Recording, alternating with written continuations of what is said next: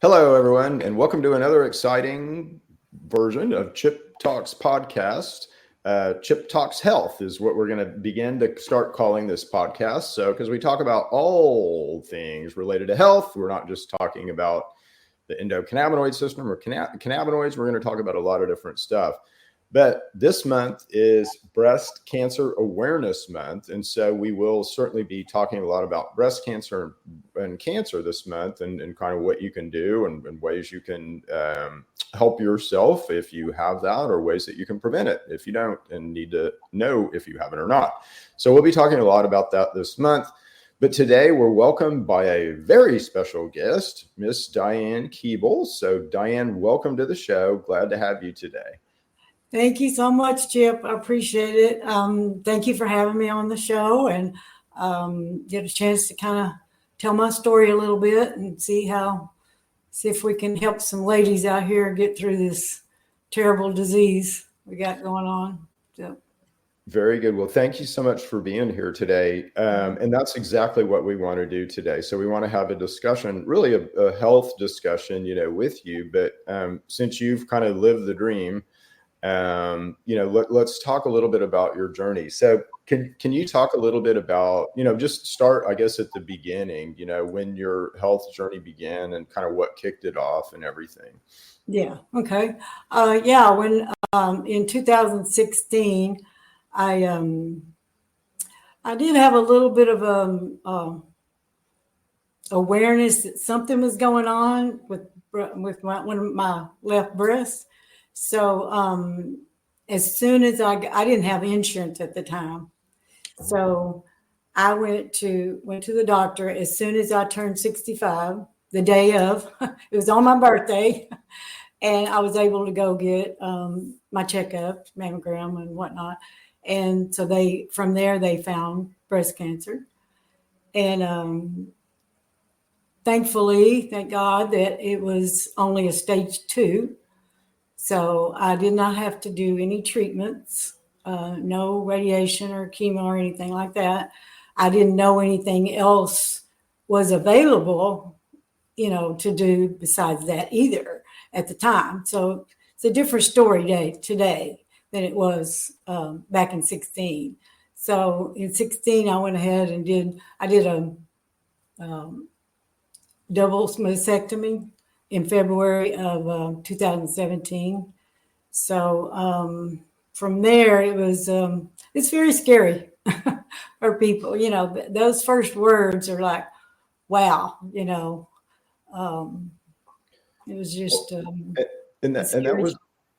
Yeah, and that was before there was really a lot of, we have a lot more, it's 8 years, let's say, past that. We have a lot more information now about breast cancer. And, back then, you're right. I mean, it was, it was like, this is, you do something now or, you're going to die, right? And so it was very, very scary. And so you went the what was your lifestyle kind of, let's say, before that? I mean, were you concerned about your health that much, or, just kind of? Well, I did have, I have a liver issue. It's called primary biliary cirrhosis. It's not really a disease of the liver. It's more a disease of the bile ducts that goes to your liver. They deteriorate.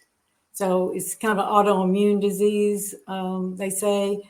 So those bile ducts deteriorate, and so your liver doesn't get all the functions it needs and everything. So the bile kind of backs up there. So anyway, that was the only thing that I had going on, and I've always been very active. I'm a hairdresser for 48 years, and I've always been very active, and I've always loved to exercise.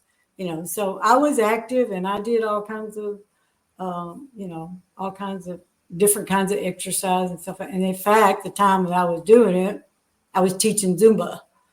So dance fitness, and loved it. Loved it. But after that, I kind of veered off from that a little bit, more or less because of a time thing, but I had to take off time to take care of myself.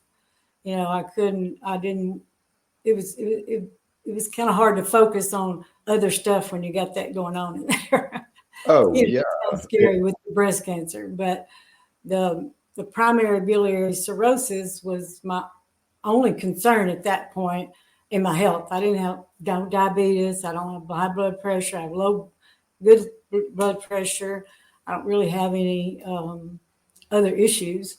So when the breast cancer came up, in a way, the liver thing was more scary because you have to take all this medicine. You have to have surgery. You have to have all that medicine put in your body for you to go to sleep. And there's not much medicine out there that's okay for a liver. There's just not much out there at all. And that was a very much a concern too, whenever I had the surgery. Yeah, and it's interesting. The biliary cirrhosis. That is now we know that is so closely associated with some kind of infection. Let's say some kind of a could be H. pylori, could be a bunch of different bugs, but that is now very closely associated with infection. Like, in any autoimmune disease, right? So the kind of definition of an autoimmune disease is your immune system kind of attacks your own tissues, right? And that just doesn't happen naturally. You have in every cell that you produce, you put a tag on it that says, this is me, this is Diane. So your immune system won't, attack those cells that are tagged. Well, part of the strategy by a bug will be to take that tag off, so your immune system attacks yourself rather than the bug.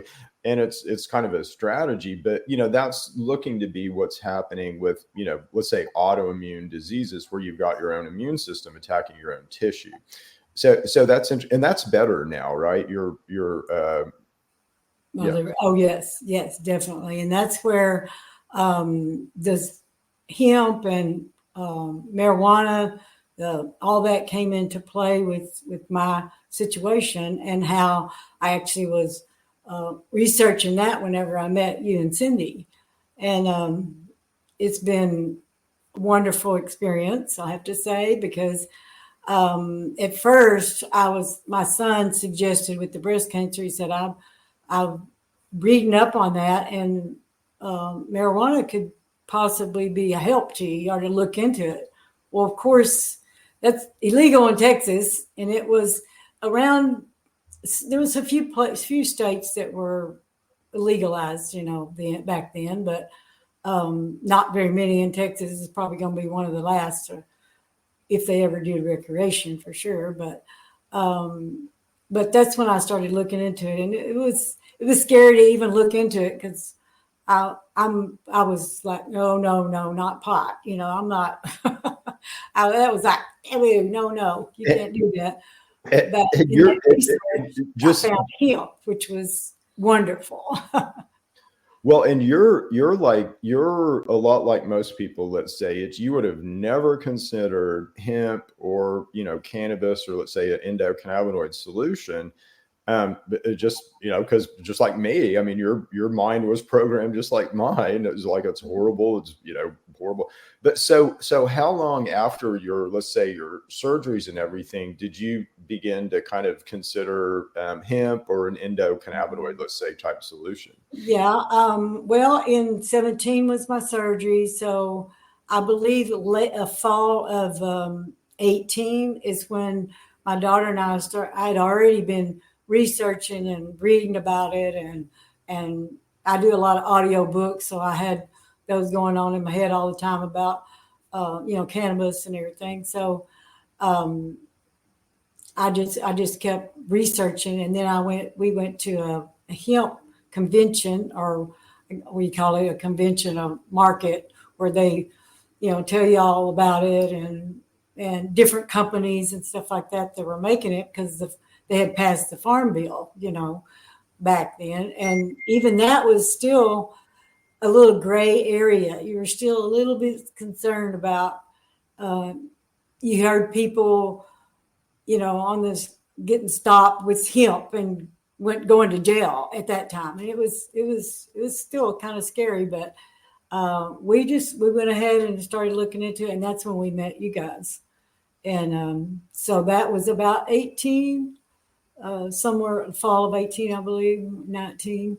Yep. And so once I started with hemp and just before I really knew about TrueMedX too much, I was just, kind of researching stuff. And I took some hemp, and my liver function just started to get a little bit better. Every time I went to the doctor, it was just better and better. And she thought that all those years before that I wasn't taking my medicine. My doctor didn't, she kept thinking, well, what's going on here? You must not have been taking your medicine right before for this to be getting better now.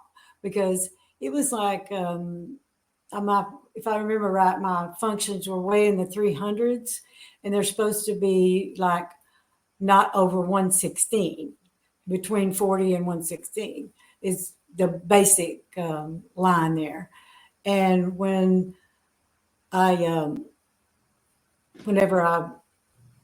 she started giving me the medicine, I took the medicine and it went down to like 240, but it would not budge from that. It just, I took the medicine every day.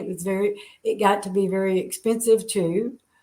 At first it wasn't so expensive, but of course when pharma realizes you need this stuff, it seems like it gets more expensive. Yep.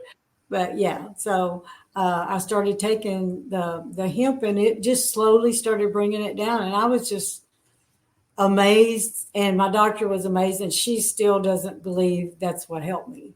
I do tell her that I do it, but she still said, she looked me right in the face and said, that's not helping you. So, okay. But I went ahead. It's funny, it's and I'm not a doctor, so I can't, give you medical advice, and I might give you a lot of information that might be alternative to what a doctor is telling you, but I can never really, I'm not going to go against the doctor, what a doctor is telling you. But at the same time, and we run into this, there's so many people like in your position, Diane. So I think this is why this is so important to talk about. And especially with statins, right? Statins seem to be the thing that I can show you evidence of statins being tied to dementia, to Alzheimer's, to all kinds of stuff. And statins will lower your cholesterol, no question. And they're also tied to like muscle loss and, things that we attribute to just aging that maybe aren't aging, that maybe are attributed to statins, right? So, but to try to, again, it's just, that's a hard discussion to have with people because physicians are so dead set on statins, and they've got this cholesterol test that proves it to them. And it's just, that's a hard argument. But we're going to, the next 5 years, we're going to learn how horrible. Certainly statins have a place. They've saved some lives and all that. So they have a place in medicine, but at the same time, not everyone needs to be taking it. Right. Yeah, I think way too many people are on it. Even myself, my cholesterol was only 6 points over the LDL, and my doctor wanted me to take statins 3 times a week, and I'm like, not going to do that. Good for Not you. unless it gets way, way, way, way, way worse. So what do you feel like, and this is because I know I've had this feeling, and I know a lot of people, let's say, who are over 55 have this feeling that I'm, I can't argue with my doctor. I can't push back. I'm not, I'm not empowered enough. I don't have the kind of necessary information. So what has empowered you to be able to kind of push back, let's say, and, take control of your own health? It's just, there's just so much more out there today than what used to be. We didn't have any choices back then, I don't think. I mean, maybe, and I wasn't in that position, so I don't know, but in what I've learned is you just have to look at everything for yourself. You cannot just go by what everything the doctor says. You don't know. I'm a hairdresser, so women share everything with me. We talk about all kinds of stuff. And they're starting to feel that too. They're starting to understand that every time they go to the doctor, it's like they just want to give you another Band-Aid or peel, and they're starting to feel like there's something wrong with that. It's not normal to have take a girlfriend of mine. I went to visit in Oklahoma last week, and she's sick, and she said, I don't know if I'm going to pull out of this one, and she's only 75. And Wow. I said, well, are you taking any medicine? She held up 2 sacks. And I said, that right there could be a lot of your problem, right there. It's just Yeah. too much medicine. Your body just doesn't know what to do with all that. I mean, Yeah. even when I was young, I wondered, how does this pill over here know to go to my headache, or this, trying to understand that. And with a liver problem, you cannot take Tylenol, ibuprofen, anything over the counter. I don't take any kind of cold medicine. I take nothing over the counter because I don't know where it got all messed up, but I just know that people think that just going and taking a handful of ibuprofen, and I was one of them because I was in fitness, so I was always sore because I was always pushing myself as hard as I could. I was doing several Zumba classes a week, and it's tiring and hard on your body, so you get stiff, and 'cause when you teach, you really put more. You have to put more into it. So your muscles get really tight and sore. So I was taking ibuprofen too. And I was like, and everybody would say, oh, you shouldn't take all that. I didn't know that it was that bad. I really didn't, Yeah. but it is horrible. Have you found that let's say the TrueMedX products kind of completely offset that need for you? Exactly what happened.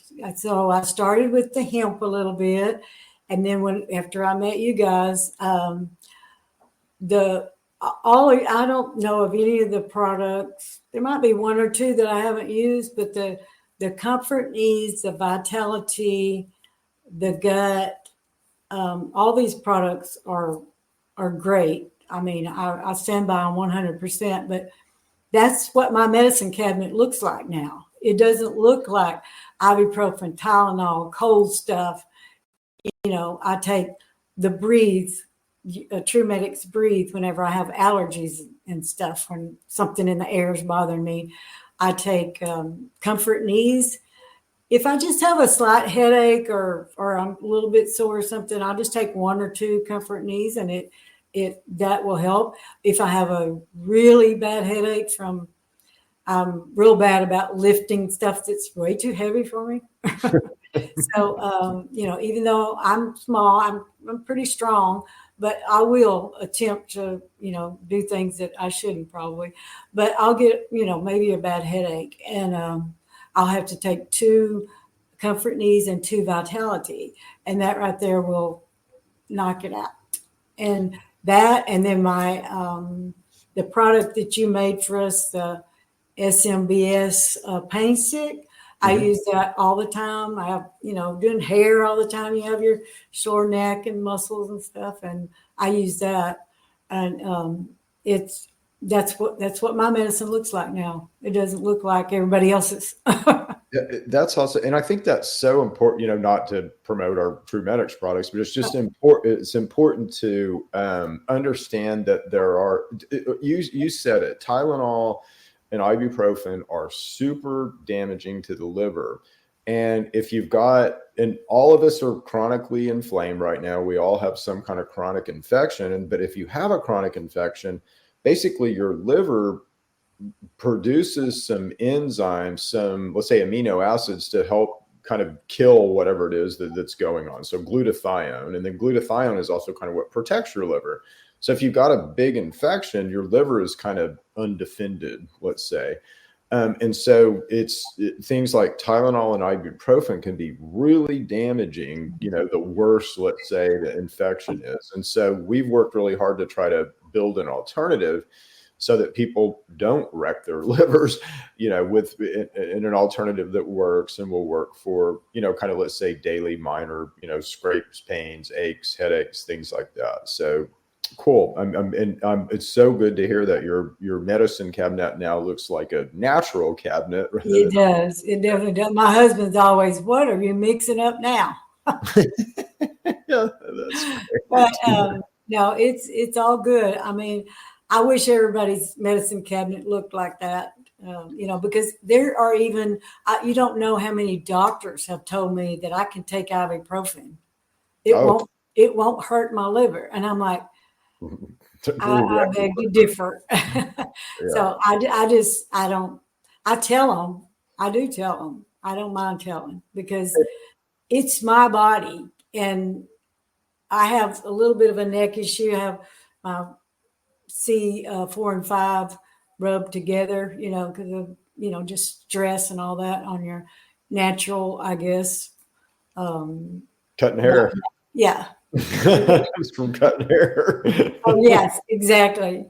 So, I had to go to the doctor for my neck. I just wanted to make sure it wasn't something, when you've had cancer, every time you have a major pain and it doesn't go right away, then you do, want to pay attention to it. So I went to the doctor. He's like, oh, you can take ibuprofen all you want. It won't hurt your liver. I'm like, no, I'm sorry, but I'm not doing that, and I'm not doing surgery.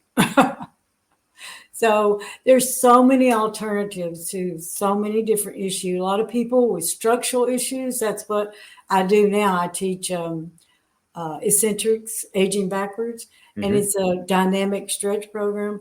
And what we try to do is give our body, our joints more space, and also rebalance your muscles so that you take a lot of that pain away, although the little aches and pains and stuff.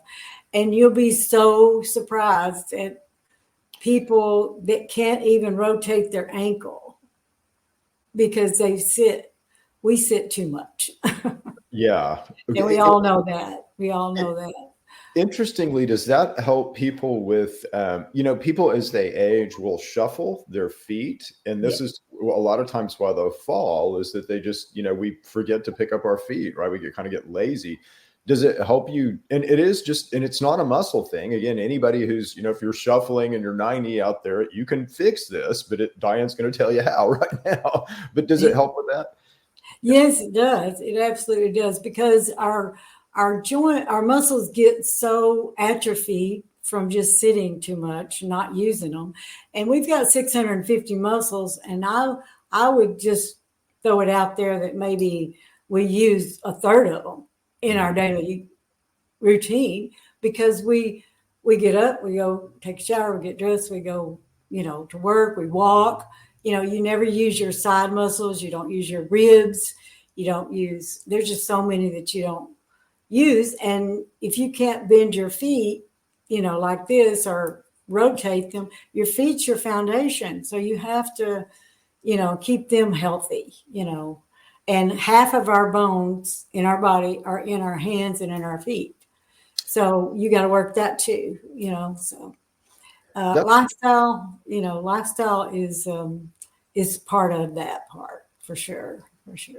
And you are, you have sort of, let's say, committed to this holistic lifestyle, and you've been sort of one of our people that we've had for a long time that have been all in, let's say, on kind of what we're doing. And so you've been through some thermal imaging and some bioresonances, and then you've had people, let's say, that we've come down to your beauty shop and done thermal images for other people that So can you talk a little bit about maybe some things that have been discovered with those, with some friends of yours or you, and kind of how that's led to maybe some changes and help and all that, just sort of going through that process? Absolutely. You don't know the countless people that comes in and they do these, and they're just shocked at what if they have some parasites or whatever, and their inflammation in their body with the thermal imaging. And they just, they're shocked that they have that, and they see that when they see the report. But it can be fixed, you know. So, and that's what I encourage them. And sometimes they don't believe it. They don't believe, like, I had a little girl the last time you guys were there, and you told her she had a UTI, and she's like, no, I don't, you know. 48 hours later, she was in the emergency room getting medicine. She didn't know then, you know, exactly what to do about it, but it was bad. And she was just amazed that you could see that before she knew it. And that's the same way. I had another client that did the same thing. I believe it was E. coli, and she really didn't think that that's what she had. And she ended up, a few months later, she was in the hospital for like a month. She was in the hospital, and that's what it was. And it was, you know, you can see, from what I understand, with the thermal imaging and the bioresonance, you can see things before they know they have it or they have anything going on. So maybe you can explain how that is. And with breast cancer, can you see before a mammogram, or as good as, or?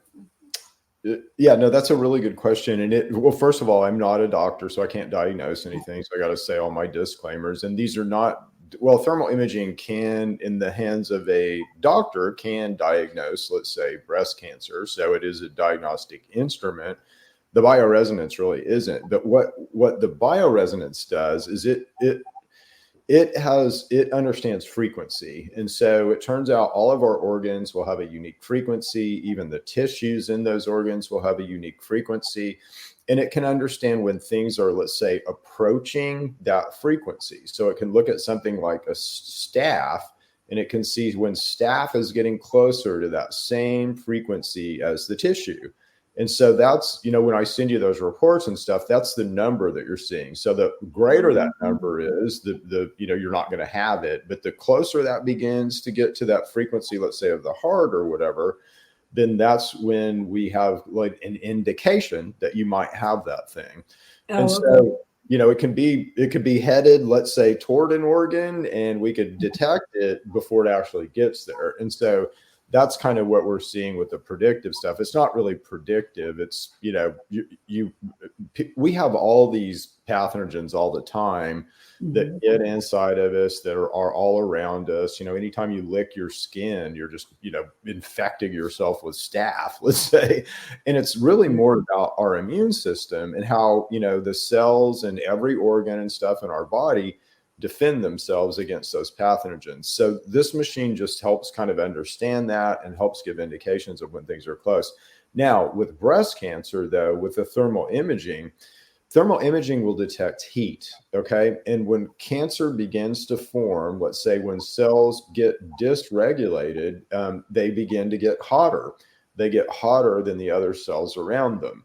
And so in something like, let's say, when breast tissue begins to get dysregulated, we can begin to see and pick up that heat with a thermal imaging camera.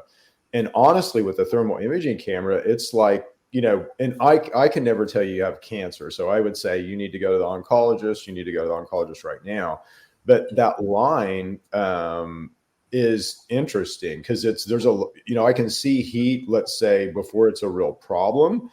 And I can begin to tell someone, hey, you know, you might want to work on your chronic inflammation, and let's intermittent fast, and let's do a bunch of stuff like that before it gets, you know, to be really cancer. So we can intervene, you know, we can help you, let's say, that is the best way to say it, intervene really, really early with the thermal imaging. So that's awesome. Yeah, I have done the because I didn't know about this before my breast cancer. So it was found through mammogram. But so when you see something on the thermal imaging, do you so you can just tell that it is something's going on, right? So you just tell your patient, or not your patient, your clients, that you just go get this checked out, go to your doctor, see what they say, and see if it's, if there's anything going on there. And yeah, and I'm going to give him in our reports, and obviously we'll interface with a radiologist or physician or anything like that and give them the images and, let them kind of see the same thing that we're seeing. So we'll trade, that data, provided the customer's okay with that and kind of assign the trade flows. But so it's what we'll provide. We provide a report, let's say, that's going to say, and the way that I say it is, when I'm, let's say, analyzing you for breast cancer, I'm going to be looking at the temperature of your two breasts, right? And I'm going to be seeing if one's hotter than the other right off. And if one breast is hotter than the other, then that's like a warning sign. So that's telling me, hey, this one has more heat than this one, and that means that this one stuff may be going on. So then I'm going to really drill into, let's say, that image, and I'm going to be looking for those areas of heat and where are those areas of heat, and if they're associated with mammary glands and all that. And I'm going to be sort of saying, you're hot in this breast, and there's a hot spot right here, and it's 2 degrees hotter than the rest of your tissue, and that's pretty hot, and you might want to take this to your oncologist as soon as you can. But we're going to pick up the phone and call people if it's really, really bad. But that's kind of what I do if someone is, let's say, over that line, is we're going to give them a lot of information that they can take to their physician. And then always happy to, it's interesting always for me to talk to physicians. It's, some physicians are very open-minded, which is awesome. Most aren't. They think that, people like us are trying to take advantage of you or, get you when you're weak, or, we have some magical cancer answer or something. And, that's the furthest from the case, as and we go the opposite way. We'll literally give you our heart and soul and not ask you for much in return. So. Oh, I know. Yeah. You guys are so giving, and I'll tell all the people out there that's listening that I was your worst nightmare when it come to questions, because I was constantly sending questions to Cynthia and you.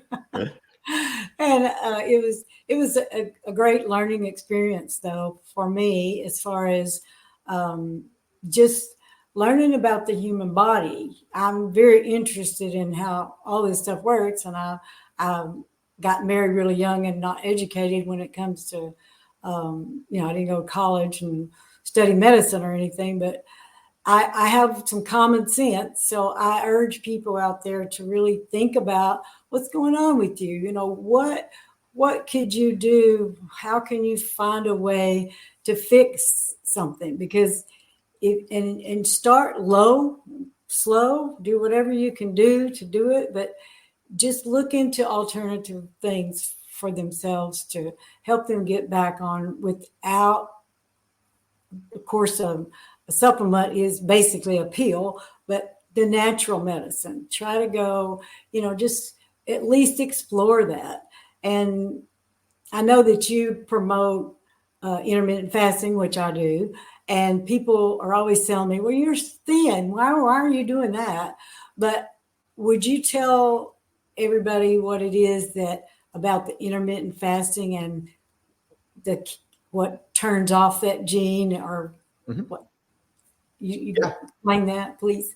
Yeah, absolutely. Because I'm thin too, and my wife is thin, and people always ask us, well, why in the world do you fast? You guys are, thin. So I'm sure you kind of get the same questions. And so, for health, and here's why. So, and there's a lot of people, to your point, everybody's kind of waking up right now, and there's all this information out there. And I'm always like fearful of you going on an information journey, because I don't want anyone to kind of find the wrong sources, right? Because I found the wrong sources for a long time. I listened to the wrong people. I was, let's say, didn't go find my own truth. And so, but I had to here, because there's so much confusion about, let's say, fasting, right? And we first of all, we think that we have to eat 3 meals a day. That's completely wrong. You can go 40 days without eating, 40. We think that feeling in our tummy that we get about 10 o'clock every morning, we get about 3 o'clock every afternoon is meaning that we have to eat. No, it just means that's a good time to eat. It actually comes from CB1 neuroreceptors expressing in your gut. That's what that feeling is that we have. So we're just so misinformed, and obviously like what we eat is so bad right now and really bad for us. Exactly. So if you eat in the food system, it's just so horrible. So we're just so misled about food. Okay. So it's just a chaotic and confused mess out there about food.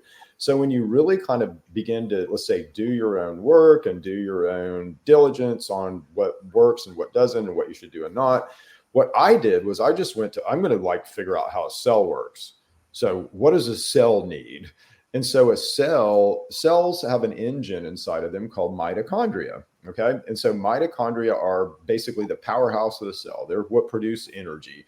And, I'm alive right now and talking to you, and we're having this conversation because of our mitochondria are giving us enough energy to do it. So healthy mitochondria mean a healthy you. I guess that's just the best way to look at it.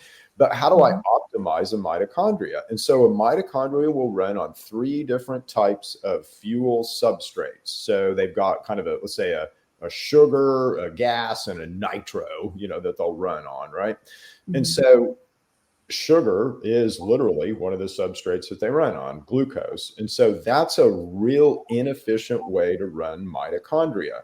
Okay, so real inefficient way, but you can run mitochondria that way, and all mitochondria will run that way on glucose.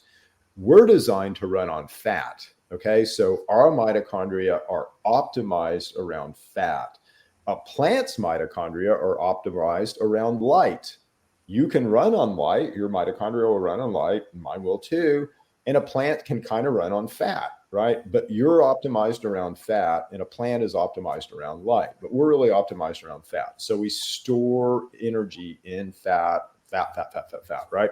So there's a switch that you have inside of yourself. And when we're burning fat, we're like 20 to 50 times more efficient. We have a robust immune system. We have 2 ways to kill cancer. We break down cholesterol, so you really can't have a cholesterol issue if you're always in a fasted state.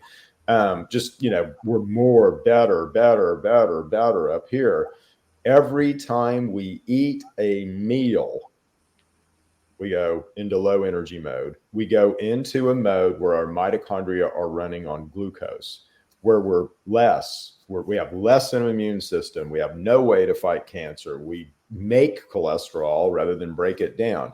So it's not a state that we want to stay in very long, but yet by our behavior, we stay in it most of the time. So if you eat breakfast, even if you just eat if you put creamer in your coffee, blap, you go over here. Even if you just eat the smallest lunch possible, blap, you go over here. Dinner, blap, you go over here. So, we really want to, eating is the most consequential thing and most damaging thing, let's say, that we do to ourselves every day. So we want to be very intentional about when we eat and what we eat. And so eating less is better for us. So I eat less because it's better for my health. And I don't mean less volume of food. I mean less frequently. Yeah. And so Cindy and I eat 1 meal a day. We might eat for 2 hours during that, let's say, mealtime, or 3. But we just eat 1 meal a day. And again, I'm not doing that for weight. I'm doing that for health. We are around incredibly sick people every day. I mean, I see TB, I see, just all cancers and, all manner of infectious disease and all that walk through our door every day and put on our little Bioresonance headphones. Yeah. So I never will be in a, let's say, fed state when I'm at work because I don't want to get sick. Yeah. So that's why we do it. So that's why. And that's why I do it too. I just don't know all the science stuff behind it. So when I'm explaining it to people, they're like, well, I just put a little creamer in my coffee in the mornings. That's all. I'm like, well, just stop that, and you're probably in a good place to start. You're fasting, and you guys have the new fasting tablets too, that will help.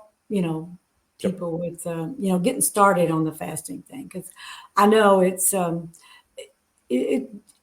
not that they just don't understand it. I think more than anything is they're afraid of going more than 3 hours without eating. It's kind of, Yeah, it just I have way more energy. I do my classes on it. So Wednesday night, I ate Tuesday night. Finished eating about 8:30, and I did not eat until 7:15 the next day, the next evening. And I worked all day long. I did highlights, style cut, all this stuff. And I went and taught two classes that day. oh wow. I still felt wonderful when I got home. Yeah, It's 7:15, it's time to eat. it's amazing. And you don't really like, let's say, if people who are still eating 3 meals a day, and again, it may just be that creamer and a coffee, right? But people are still eating 3 meals a day. You don't realize how tired you get when you eat, because it's just sort of your normal. When you begin to do this intermittent fasting, you'll be amazed at the amount of energy and mental clarity, and just, it's like your body lights up. I mean, it just, it's better. It's a better state.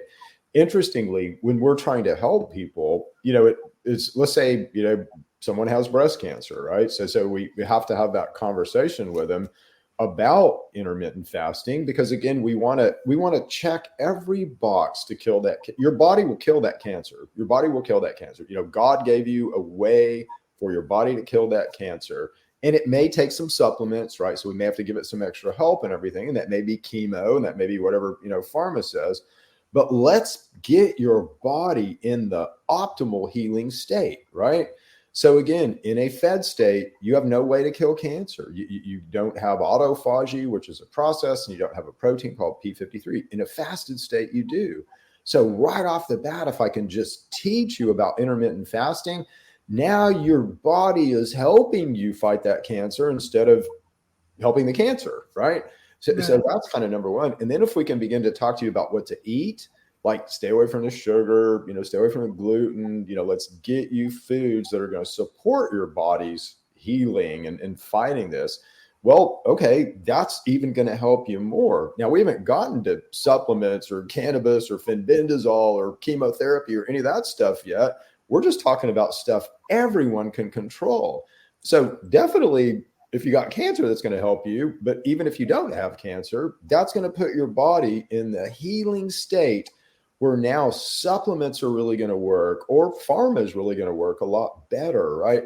So that's really, that's why intermittent fasting is so important, to talk about. And, it's just why I preach it all the time. I know, absolutely. I mean, we have a lot of people that do it, and they, at first they're not, it's hard to get started, but once they do, and then sometimes they'll maybe they're doing it more for weight loss, possibly. So they'll lose just a few pounds, and then it'll stop maybe, but they kind of get away from it. And then we've had people that's come back to it. Okay, well, try it. Just keep trying, and see if you can get there. And even if they do, I'm always telling them maybe a 16-hour, that's not that hard to do.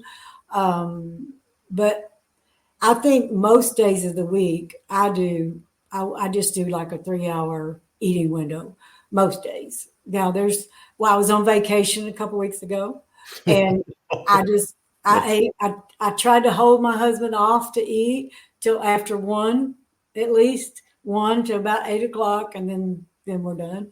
So that helped, but it was a little bit of a challenge to get back to my normal. Not too bad. It took me about 2 days to feel really comfortable about waiting until 5 or 6 o'clock to eat, Yeah. So, but it did, and it was fine. And once I did, I feel so much better. Yeah. And it's like on weekends, it's hard when I'm bored, right? If I'm busy, I don't, but when I'm bored, I start thinking about food. I start thinking about, the comfort of eating. And so you really kind of, when you begin to do this, you really begin to appreciate how let's say, addicted would be the wrong thing, but how important food is in our thinking. But Oh, no. but you've and we do that, again, if you're doing this, it's a big lifestyle change, right? So you're doing awesome.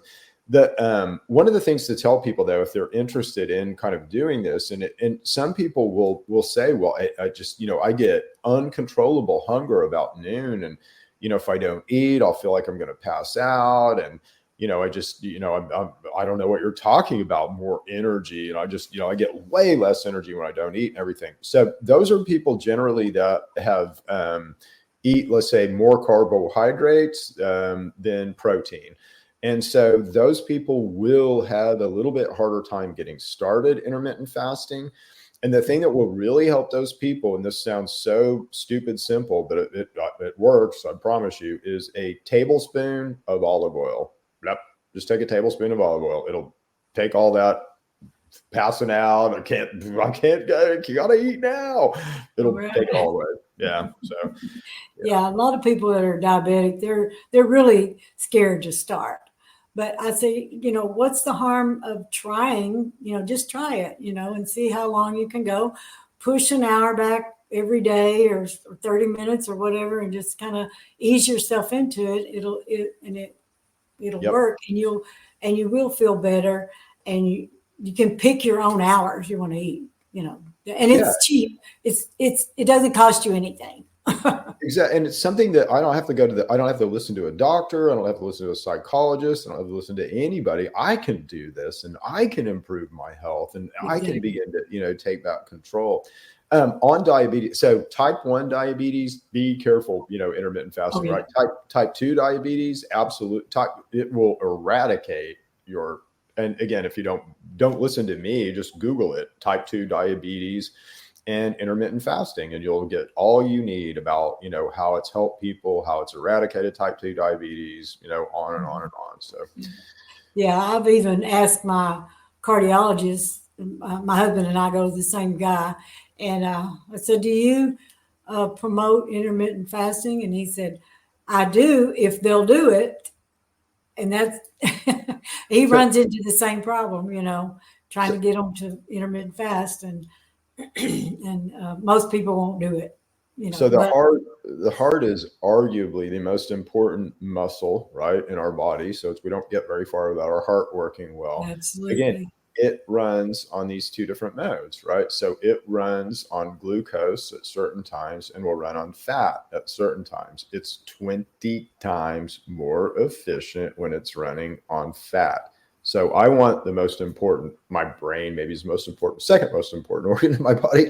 So I want that thing running as efficiently as possible. And again, if I eat all the time, it's not, right? So it's almost like, it's really interesting. This is sort of a spiritual thing for me. And I really view this as almost a spiritual battle, because let's say you're a light container, okay, for lack of a better word. So it's a God container. So I can, pour a certain amount of your soul or your godliness, into your physical container. Well, when I'm getting you to eat breakfast, lunch, and dinner, and I'm kind of having you, let's say, run on glucose, I'm turning that down. I'm turning down your ability to fill your container with light. I'm dimming your light as a human.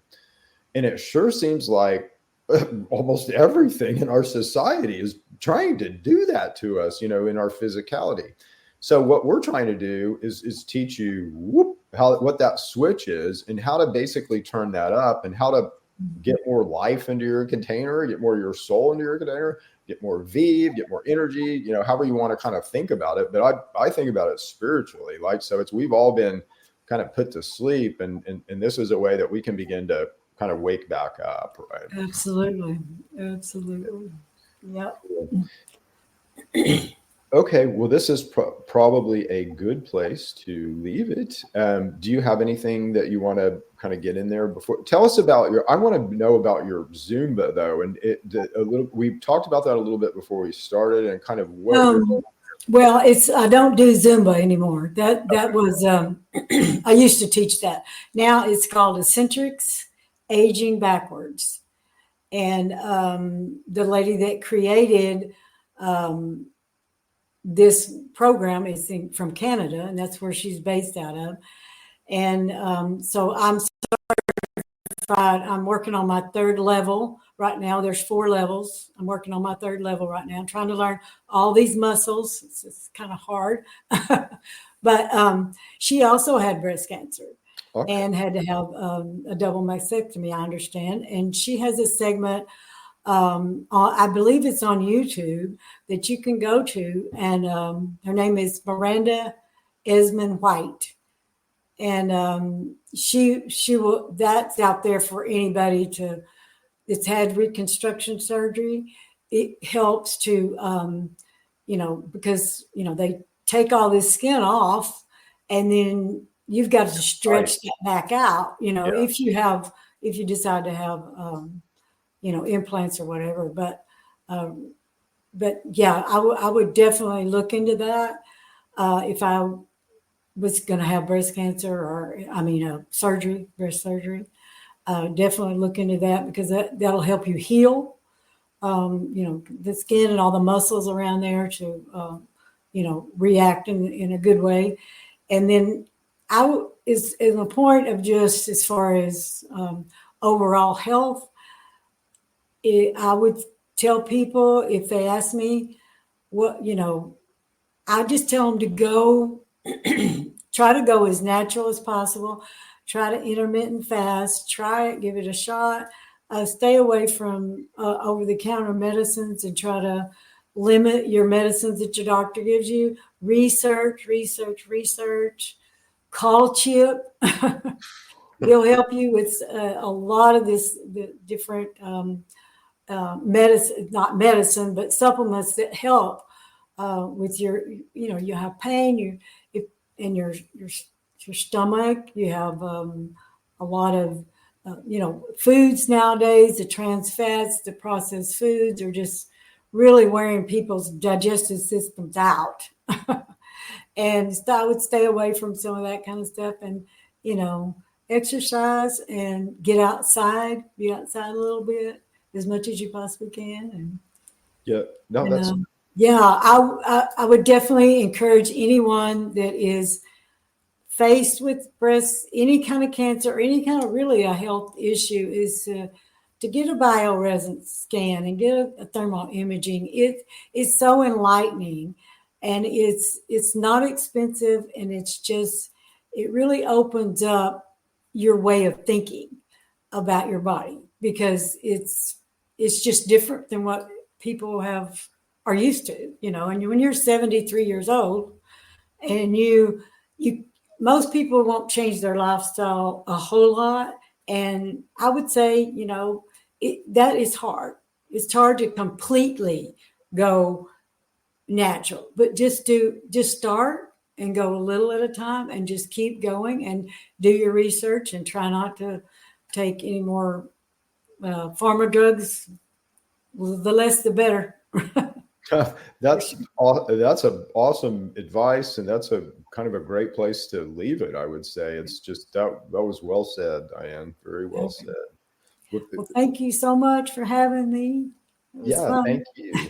Thank you. And so we'll tell everybody bye, and we'll be back next week with another exciting version of Chip Talks podcast. All right. Thank you. Bye. Okay. Later. Bye.